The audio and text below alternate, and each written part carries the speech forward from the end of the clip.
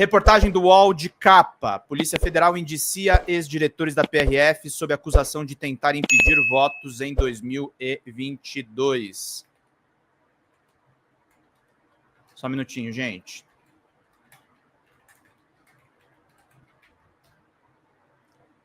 Vamos lá, meus caros. Deixa eu seguir aqui. Polícia Federal indicia ex-diretores da PRF sob acusação de tentar impedir votos em 2022. A Polícia Federal concluiu mais uma investigação sobre a atuação ilegal da Polícia Rodoviária Federal para impedir o fluxo de eleitores do Nordeste no segundo turno das eleições de 22 e indiciou 4 ex-diretores e coordenadores do órgão por envolvimento em crimes relacionados ao caso. Anteriormente, a Polícia Federal já havia indiciado o ex-diretor da PRF, Silvinei Vasquez, que ficou quase um ano em prisão preventiva. Com o declarado alinhamento ideológico a Jair Bolsonaro, ele já foi acusado de politizar a direção do órgão e de desviar as funções da PRF para atender aos interesses do ex-presidente. Na manhã do segundo turno, em 30 de outubro de 2022, a PRF montou uma blitz e barreiras policiais no interior do Nordeste. A investigação da PF aponta que esse planejamento foi montado sem justificativa técnica, apenas para tentar dificultar o voto no candidato do PT, Luiz Inácio Lula da Silva. O fluxo de eleitores foi normalizado depois que o então presidente do TSE, Alexandre de Moraes, ordenou que Silvinei interrompesse a blitz. Quem conta essa história é aquela jornalista Thaís Bilenque no podcast Alexandre. Ela conta uns bastidores bem legais sobre isso. Este novo relatório da PF identificou crimes cometidos por subordinados de Silvinei durante o planejamento e a execução dos trabalhos da PRF nas eleições. O UOL teve acesso com exclusividade a detalhes da investigação.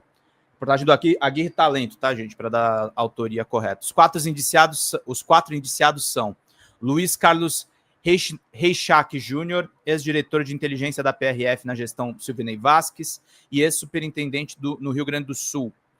Rodrigo Cardoso Hoppe, ex-coordenador de inteligência na diretoria de inteligência da PRF. Jairlon, Henrique Moura, ex-diretor de operações da PRF na gestão Silvinei. Adiel Pereira Alcântara, também ex-coordenador de inteligência da PRF. Foi indiciada ainda uma quinta pessoa, Bruno Nonato dos Santos Pereira, ex-coordenador de inteligência e contra-inteligência da ANTT, a Agência Nacional de Transportes Terrestres, sob acusação de envolvimento nesses mesmos fatos. Eles foram acusados de crimes de desobediência, prevaricação, restrição ao exercício do direito de voto e participação por omissão no crime de tentativa de abolição do Estado Democrático de Direito, por meio de restrição do exercício dos poderes constitucionais. A PF aponta que Silvinei Vasquez foi o autor intelectual dos atos praticados por seus subordinados. A Polícia Rodoviária Federal atuou em 30 de outubro de 22 em absoluta dissonância dos princípios democráticos do país ao criar barreiras físicas mediante o uso da força policial para restringir o acesso do eleitor nordestino às suas sessões eleitorais, escreveu a Polícia Federal. Prossegue a PF, a alocação de policiais em desvio de finalidade teve o fim específico de restringir, impedir ou dificultar, com emprego de violência física ou psicológica, o exercício dos direitos políticos por nordestinos, a configurar a ocorrência do crime previsto no artigo 359-P do Código Penal. Após a conclusão pela PF, agora cabe ao Ministério Público decidir sobre a apresentação de uma denúncia à Justiça. Questionada sobre as conclusões do inquérito, a defesa de Vasquez não se manifestou. Ele negou à PF que a atuação da PRF tenha sido fora da normalidade e disse que seguiu o padrão dos anos anteriores. Mentira. Isso aqui é um escárnio. Mas é advogado e o trabalho dos caras, né? Eles impediram pessoas nos estados do Sergipe, nos estados do Ceará, de votarem no presidente Lula. Não tem nada de normal nisso aqui. Impediram que os ônibus chegassem no local das votações. Eles tentaram melar as eleições, porque eles faziam parte do golpe. Eles faziam parte da trama. Eles faziam parte da tentativa de deslegitimar a eleição de provavelmente o político mais popular da nossa história pós-ditadura. Foi isso que aconteceu. Foi isso que aconteceu. Vamos voltar aqui para a leitura. O ex-diretor afirmou ainda que o planejamento dos locais de fiscalização não foi elaborado pela gestão central da PRF e disse que a fiscalização dos ônibus teve proporção relativamente baixa. A defesa dos ex-diretores Reishak e Djairlon e do ex-coordenador Rodrigo Hoppe, todos representados pelo advogado Sávio Lustosa, afirmou que, com o aprofundamento das investigações realizadas pela Polícia Federal, restou demonstrada a completa ausência de qualquer indício que vinculasse os referidos senhores à autoria das condutas ilícitas. Em depoimento à PF, Adiel negou ter cometido atos irregulares, disse que só tomou conhecimento das blitz no dia do segundo turno por meio da imprensa e afirmou ter se negado a cumprir ordens dos seus superiores que considerou irregulares. Bruno Nonato dos Santos Pereira não foi localizado para se manifestar. A investigação sobre a atuação dos policiais rodoviários federais foi conduzida pela Superintendência da Polícia Federal no DF, compartilhada com as investigações do STF, sob a relatoria do ministro Alexandre de Moraes. Fretamento do ônibus ao Nordeste. O inquérito que obteve os dados da própria PRF, que mostram, no primeiro momento, a inexistência de um risco maior de irregularidades da região Nordeste, para justificar o incremento de uma fiscalização, ainda assim houve uma maior mobilização do efetivo para a região, assim como o maior número de ônibus fiscalizados e pontos de bloqueio para blitz. A apuração da PF detectou que as blitz do Nordeste, no dia do segundo turno, não foram a única ação da gestão Silvinei para tentar interferir na eleição. Os diretores da PRF também planejavam intensificar as abordagens policiais em ônibus fretados dos estados de Goiás, Minas Gerais, São Paulo e Rio de Janeiro, com destino ao Nordeste, nos dias anteriores do segundo turno. O inquérito apontou que os diretores da PRF, Carlos Reishak Júnior, da Inteligência, Djairlon Henrique Moura, das Operações, pediram a produção do relatório de inteligência com os dados sobre o fretamento do ônibus nesses locais. As informações teriam sido obtidas pelo então coordenador de inteligência da PRF, Adiel Pereira Alcântara, junto com o servidor da NTT, Bruno Nonato. As informações foram obtidas por meio de provas documentais e depoimentos dos policiais rodoviários federais. Meus caros, minhas caras. Reportagem de capa do UOL isso aqui, tá, gente? Tá lá no UOL. E estamos vendo aí tudo o que está rolando, meus caros. Olha só, boa essa matéria aqui, ó, do Felipe Pereira. Érica Hilton ocupa vácuo deixado pelo governo e por Janja nas redes sociais. Cadê os Pix, gente? Os nossos Pix.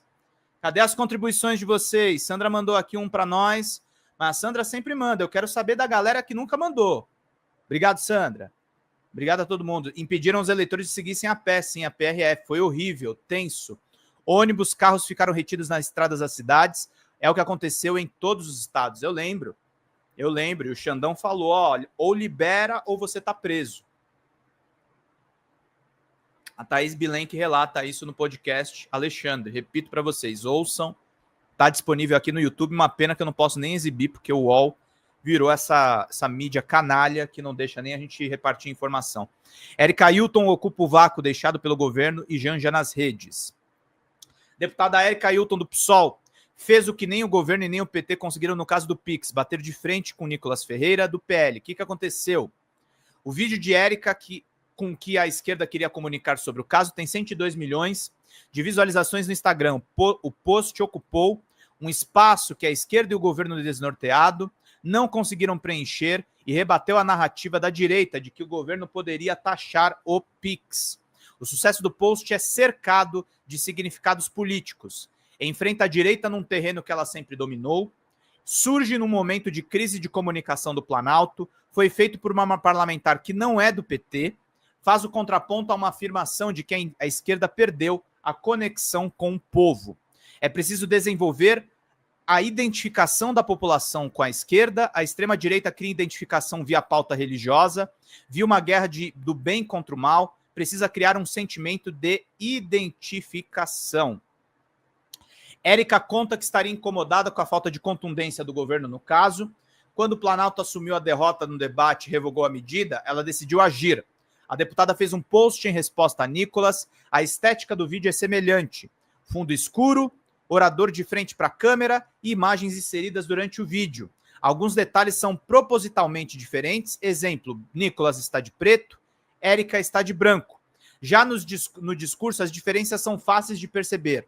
A parlamentar afirma que a direita mente ao dizer que Lula quer taxar o Pix. Ela ressalta que Paulo Guedes, ministro da Economia de Jair Bolsonaro, foi quem propôs criar um imposto para o Pix. Érica diz que os vídeos são rotina da sua atuação política, mais de 100 milhões de visualizações no Instagram. É um número que supera de longe o histórico de audiência dela. Nicolas já teve 320 milhões de visualizações do vídeo dele. Como é que nasceu o vídeo? Érica conta que havia um clamor de militantes de esquerda querendo uma resposta ao Nicolas. Ela notou esse sentimento ao ser cobrada por apoiadores e, diante da inação do governo, convocou a sua equipe de comunicação. Isso aqui é importantíssimo, tá, gente? O nosso campo precisa aprender a sentir a temperatura das redes. Ouçam o que as pessoas estão falando, parlamentares de esquerda. Ouçam o que as pessoas estão pedindo. Muitas vezes as pessoas estão corretas em fazer os pedidos que elas fazem. Vamos brigar, gente, vamos para o pau com os caras. Vamos atrás de todas as informações. A deputada tinha bem claro que tipo de vídeo ela queria produzir, repetiu a estética utilizada por Nicolas para criar o efeito de ação e reação, tornando claro o motivo de ter ligado a câmera. Houve uma preocupação em fazer um texto direto. Os cuidados técnicos de captação da imagem e do som exigiram um estúdio que foi emprestado por uma amiga. Não é assim, saca um celular e grava, explicou ela. Exatamente, tem que fazer editado, tem que fazer com as imagens bem feitinhas, tem que fazer desse jeito. A equipe seguiu os requisitos e Érica virou antagonista de Nicolas. A parlamentar diz que não procurou esse rótulo, mas admitiu que se sente bem no papel de contraponto a um deputado de extrema-direita. Na avaliação de Érica, a comunicação é crucial na disputa política. Ela afirma que o bom desempenho está ligado a entender as demandas do povo e falar de forma clara, claríssima. Foi a segunda vez que ela vocalizou os desejos da esquerda, também partiu dela. O projeto para acabar com a jornada 6x1, proposta que conta com apoio da maioria da população e é considerada uma bandeira para as eleições de 2026. Fazendo o papel de Janja, a deputada conseguiu o resultado que era esperado de Janja pela militância de esquerda e pelo Planalto. A primeira-dama se apresentou como uma mulher atualizada com a linguagem digital e que lideraria o embate com a direita conservadora, de extrema-direita, né, UOL? Prova do sucesso de Érica foi Janja compartilhar o seu vídeo com 638 mil visualizações no Instagram. A audiência nas redes reflete momentos diferentes de ambas. A deputada ganha notoriedade, enquanto a primeira-dama vê a sua notoriedade diminuir. A avaliação positiva a respeito de Janja é de 22%. O percentual consta na pesquisa Quest de dezembro do ano passado. Ela tinha 41%, segundo o Instituto. Em fevereiro de 23. O levantamento também apontou que 28% de avaliação negativa. Em fevereiro, esse valor era de 19%.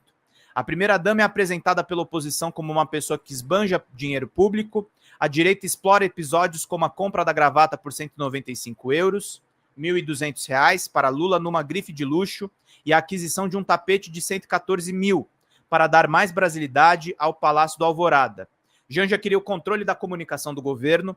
A recente troca na comunicação do governo com a saída de Paulo Pimenta e a chegada de Sidônio Palmeira tende a diminuir a influência de Janja, já que ela e assessoras próximas travaram uma disputa com a SECOM pelo controle da comunicação do governo, principalmente da imagem de Luiz Inácio Lula da Silva.